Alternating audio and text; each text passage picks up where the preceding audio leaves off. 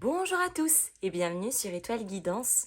On se retrouve aujourd'hui pour savoir quelle est l'énergie qui vous guide au cours des prochaines semaines ou des prochains mois concernant le signe des Gémeaux en signe solaire, ascendant, lune ou Vénus et comme d'habitude, conservez uniquement ce qui vibre avec vous.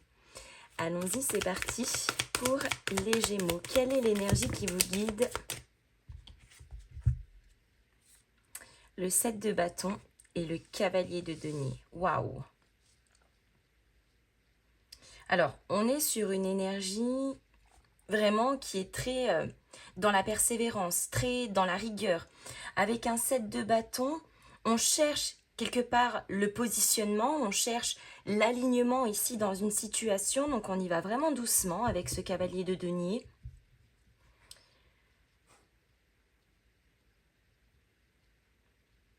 C'est un petit peu comme la prudence ici. On va doucement au sein d'une situation, peut-être parce que on a peur de se tromper, on a peut-être peur de devoir faire certains choix. Il y a comme le sentiment un petit peu de résistance. Donc on essaye vraiment d'y aller petit à petit.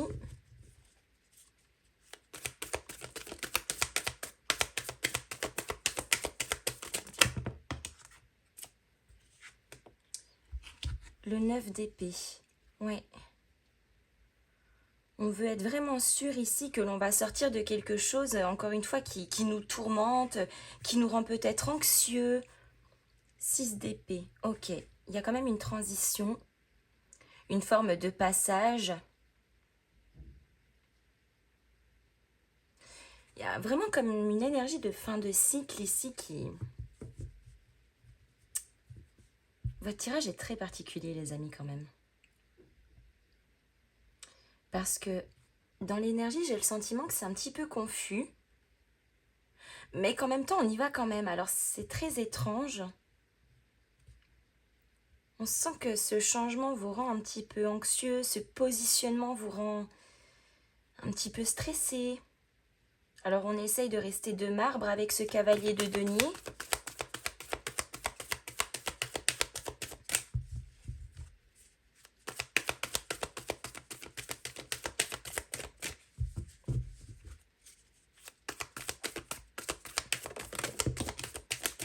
Peut-être que l'on est dans certaines situations un petit peu inconfortables et que on essaye justement de trouver un petit peu de clarté, un petit peu de calme. On a un 2 de bâton. Ok. Alors visiblement, ce qui vous guide, c'est d'aller chercher la lumière. C'est quelque part d'organiser, de planifier, de clarifier une direction ici. Le 7 de bâton avec les amoureux. Ah, d'accord. Alors, les amoureux, c'est parfois la dualité, mais les amoureux, c'est aussi le lien, peut-être aussi le choix pour certains. Donc, j'ai un petit peu le sentiment qu'un positionnement ici dans un lien est un petit peu délicat pour vous.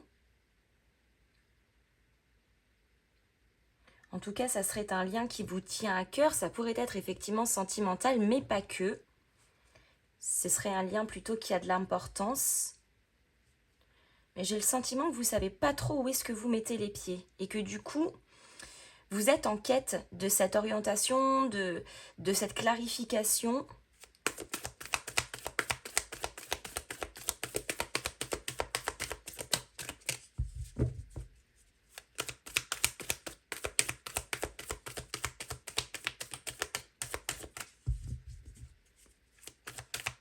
On y va vraiment doucement. Et on a un cavalier de bâton. Et là, pourtant, l'énergie s'accélère.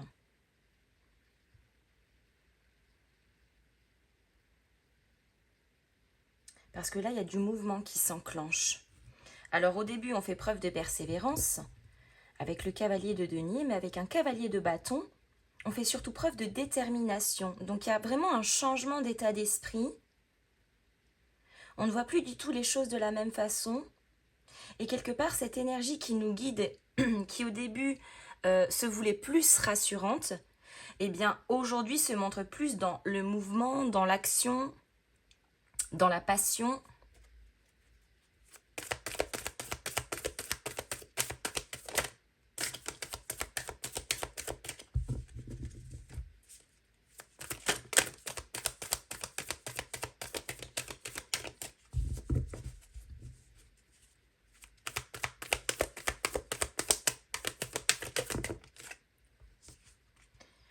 Le mât. Toutes mes excuses, j'ai un chat dans la gorge. Avec le 9 d'épée. Donc quelque part ici, on arrive à surpasser son anxiété, ce qui nous pollue psychologiquement. Avec l'énergie du fou, ici, on a vraiment ce besoin de liberté, de spontanéité. C'est peut-être finalement l'inconnu ici, quelque part, qui, au début, vous fait un petit peu peur, mais au final, qui vous passionne.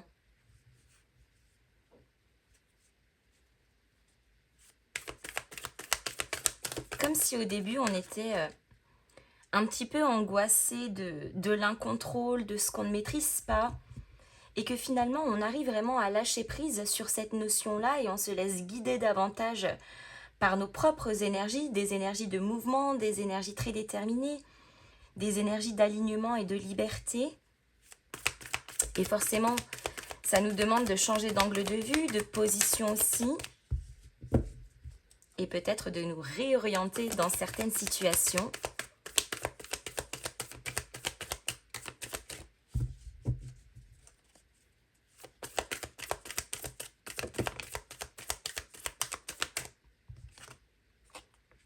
Waouh, 9 de coupe avec le 6 d'épée. Oui. Donc là, vraiment, on quitte des énergies qui étaient devenues insatisfaisantes pour nous. Le 6 d'épée, j'ai une image, mais encore une fois, les amis, ce n'est qu'une image, mais le 6 d'épée, c'est un petit peu comme si on quittait la guerre. On quitte une guerre psychologique, on quitte des tourments, on quitte des contrariétés.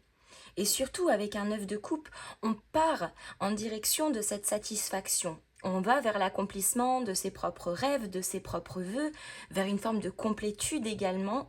Donc, on a vraiment ce passage ici entre une énergie où on était plutôt sur de la rétention, sur la défensive, où on avait le sentiment un petit peu de résistance parce qu'on pouvait se retrouver dans quelque chose d'un petit peu anxiogène. Et finalement, là, il y a un réel lâcher-prise qui nous permet d'aller de l'avant dans le mouvement vers de l'inconnu de manière bien plus fluide, bien plus flexible.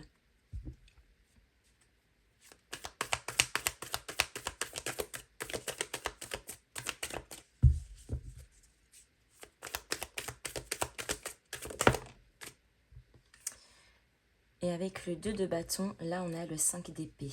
Donc effectivement, il y a complètement une réorientation aussi sur la façon d'imaginer les choses, la façon d'y penser. Le 5 d'épée, on est dans une énergie aussi de tension psychologique, c'est les nœuds qu'on se fait au cerveau, c'est le conflit aussi bien évidemment. Et le 5 d'épée, c'est la notion de perte, perte de ses propres moyens, le sentiment où on n'arrive plus à réfléchir, où on n'arrive plus à penser parce que on est drainé par certaines choses, encore une fois, des peurs, des croyances limitantes, etc. Et avec ce 2 de bâton, on réussit finalement à contourner ou à se défaire peut-être même pour certains de ce qui nous met en tension, parce qu'on arrive de nouveau à organiser ses pensées, on planifie ce que l'on va projeter et on change effectivement de direction. Et on a le 8 de coupe. Ouais, donc il y a une forme de détachement ici qui rejoint bien quelque part cette notion aussi du 6 d'épée où on est dans une période de transition, encore une fois où on quitte quelque chose, c'est la phase d'éloignement pour partir en quête de quelque chose qui va vibrer davantage, qui va nous combler, qui va nous satisfaire.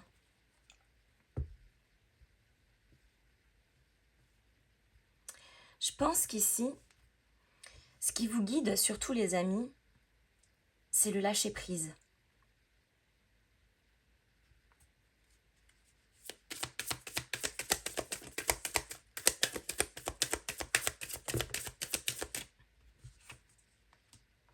On a la grâce, waouh.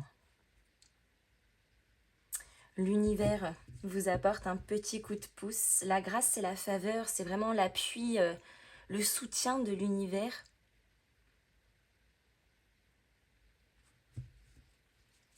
Vous pouvez y aller en toute confiance.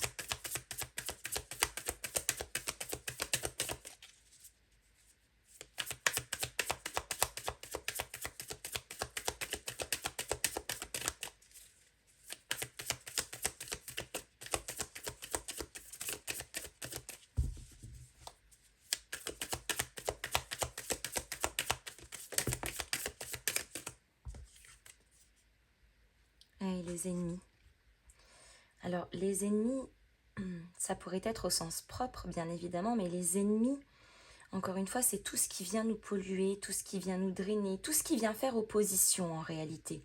Et encore une fois, ça pourrait se passer notamment sur la sphère psychologique, encore une fois, avec des croyances limitantes, des choses auxquelles on veut bien nous faire croire.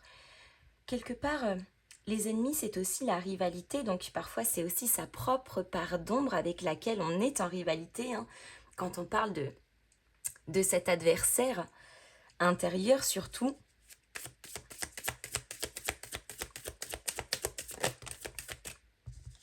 on quitte quelque part ses propres peurs, ses propres doutes, l'entreprise. Donc avec l'entreprise, ici, il y a aussi la notion du travail. Alors ça peut rejoindre le cadre professionnel, effectivement, mais c'est peut-être aussi le travail intérieur que l'on est en train de faire. En tout cas, on fait preuve d'initiative pour déclencher une action. L'entreprise, ça nous parle aussi d'ambition et des projets. Donc finalement, ça rejoint un cadre plutôt large, mais on a vraiment ce sentiment qu'on travaille ici sur la chose. Que ça soit sur soi-même ou au sein d'une situation.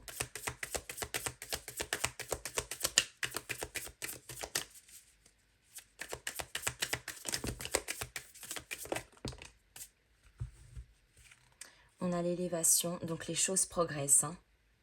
La situation évolue, elle évolue dans le bon sens. Il y a comme une forme de montée. Et on a l'union. L'union qui semblait au début peut-être un petit peu déstabilisant, que l'on retrouvait là avec les amoureux. Et là, on a l'évolution dans le lien. Donc peut-être un lien effectivement qui n'était pas tout à fait en accord, qui n'était pas tout à fait aligné avec vos ambitions, avec vos valeurs, avec vos perspectives. Et là, effectivement, il y a une forme de lâcher prise sur potentiellement ce qui nous contrôle, ce qui nous fait peur. Et on avance davantage dans quelque chose, en tout cas, qui nous tient à cœur, bien plus aligné, bien plus flexible et bien plus léger. Et on a le bonheur. Waouh, la joie, l'épanouissement, la plénitude. Là, on arrive à cette forme d'accomplissement dont on parlait tout à l'heure avec ce 9 de coupe, où vraiment, on se sent bien. C'est le côté serein, la plénitude.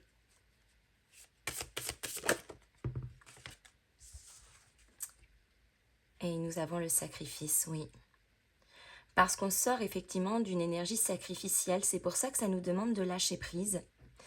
Lâcher prise sur tout ce qui nous encombre finalement et qui nous draine plus qu'autre chose, nous freine aussi. Waouh! Les amis, je m'arrête ici. J'espère que cette guidance vous aura plu. N'hésitez pas à me mettre vos petits pouces en l'air, à me faire vos retours dans les commentaires, à booster et à partager cette vidéo. Et en attendant, je vous fais à tous de gros bisous et je vous dis à très bientôt.